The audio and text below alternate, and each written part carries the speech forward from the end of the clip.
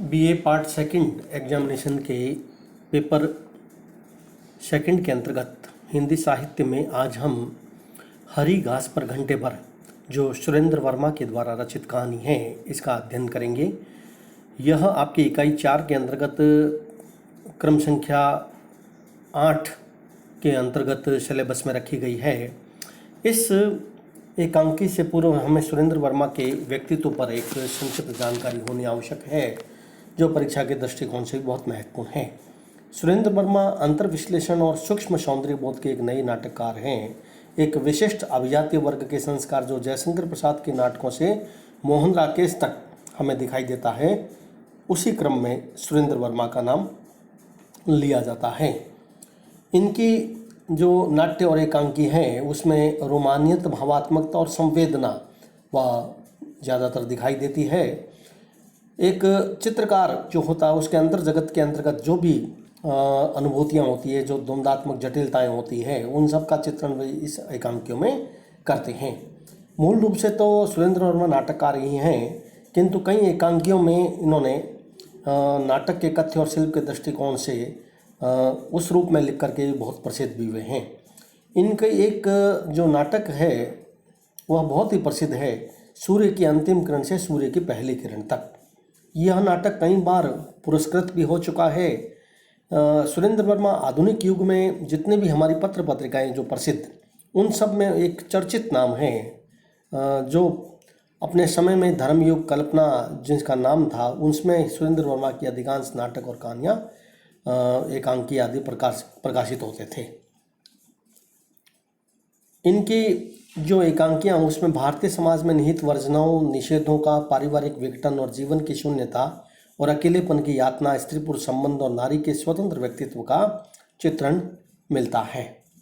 जहाँ तक हरी घास पर घंटे पर एकांकी की बात है, तो इस एकांकी के अंतर्गत सुरेंद्र वर्मा के द्वारा मूल रूप से एक युवक, युवती, एक वृद्ध और एक वृद्धा, इसका चित्रण किया गया है। जीवन, इस एकांकी में जीवन के दो महत्वपूर्ण व्यक्तित्व, एक तो युवक और युवती है, दूसरा एक वृद्ध और वृद्धा का है।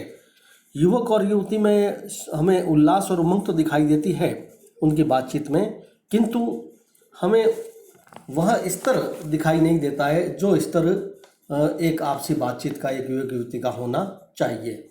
एकांकी के अंतर्गत इन दोनों की जो बातचीत है वह एक हंसी ठिठोली के अंतर्गत, जिसमें गंभीरता हमें दिखाई नहीं देती है और न ही कोई हमें तारतम्यता है। जब दोनों एक दूसरे से बात करते हैं तो ऐसा लगता है कि जैसे बहुत अधिक जल्दबाजी में हैं और प्रेम की जो गहराई है उसके स्थान पर उनमें एक उतावलापन अधिक हमें नज़र आता है।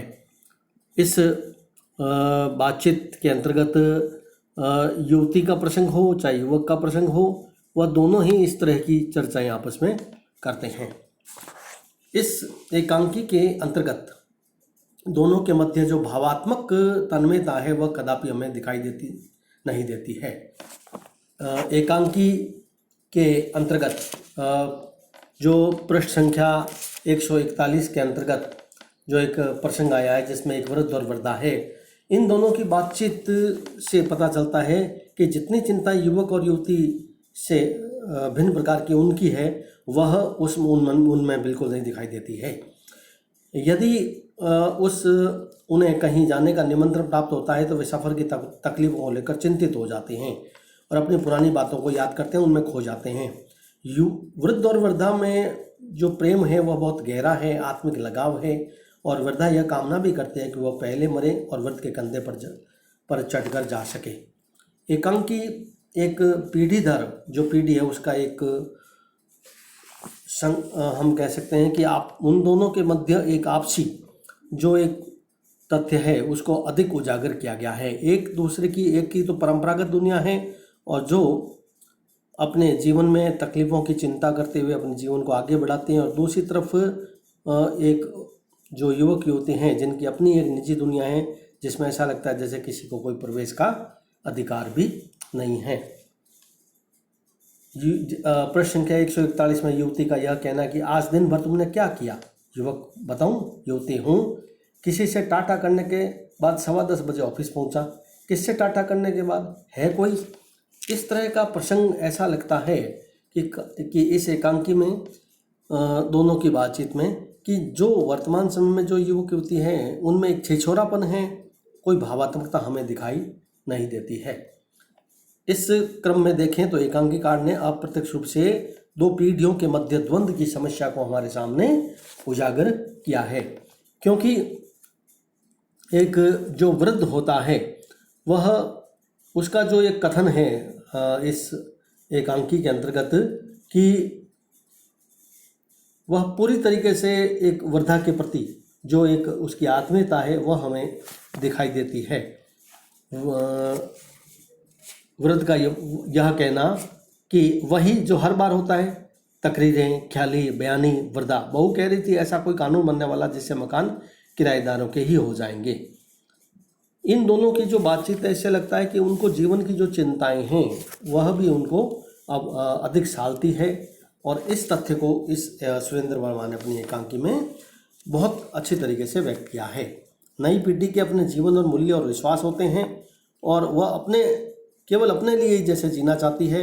एक प्रकार से उनका जीवन अपूर्ण होता है।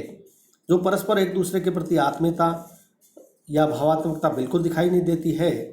इस एकांकी में जो पृष्ठ संख्या 144 और 145 में जो वृद्ध और वृद्धा से संबंधित है, 144 तो और 145 जो है वह पूरी तरीके से युवक और युवती से संबंधित है। वह इस एकांकी का एक महत्वपूर्ण हम भाग उसको पार्ट कह सकते हैं। इसमें एक और तो युवक युवती के जीवन मूल्य को उभारा गया, दूसरी ओर वृद्ध और वृद्धा के जीवन मूल्यों और मान्यताओं को हमारे सामने प्रस्तुत किया गया है। दोनों ही पीढ़ियाँ पृथक पृथक अपना जीवन मूल्य जीना चाहती है, और उन जीवन मूल्यों में दोनों के कार्य व्यापार, दोनों के सोच और आत्मीय संबंधों का एक अंतर हमें दिखाई देता है। जब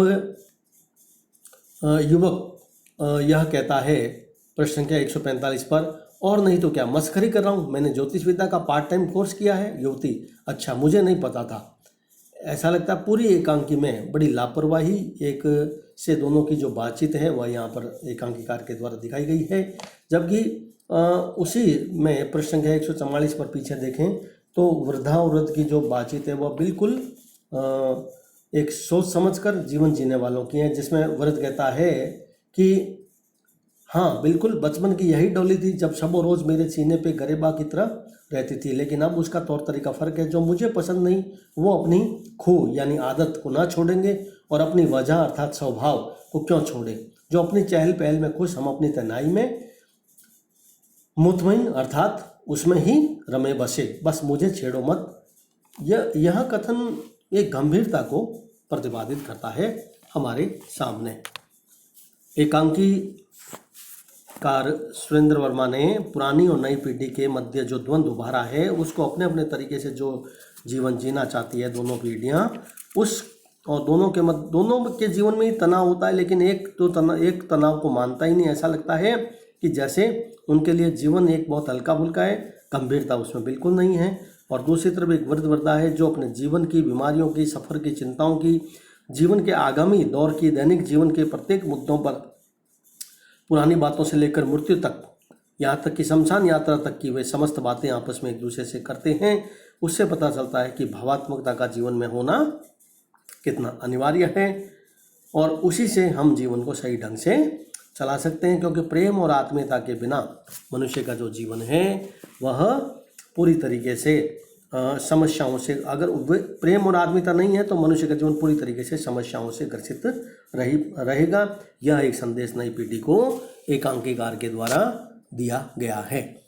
तो कुल मिलाकर इस एकांकी में यदि हम देखें तो सुख दुख में एक दूसरे के प्रति पूरी तरह समर्पित रहते हुए जो मनुष्य को जीवन जीना चाहिए, वह एक संदेश डॉक्टर सुरेंद्र वर्मा के द्वारा हमारे सामने प्रस्तुत किया गया है। जीवन की अलग अलग स्थितियों का एक चुनात्मक चित्रण का बड़ी सुंदरता और सटीक तरीके से पाठक के समक्ष अभिव्यक्त किया गया है, जिसमें मुख्य रूप से जीवन मूल्यों का चित्रण ही हम मान सकते हैं। इस एकांकी को मैंने पूरी आपके सामने यहाँ पर प्रस्तुत कर दी है।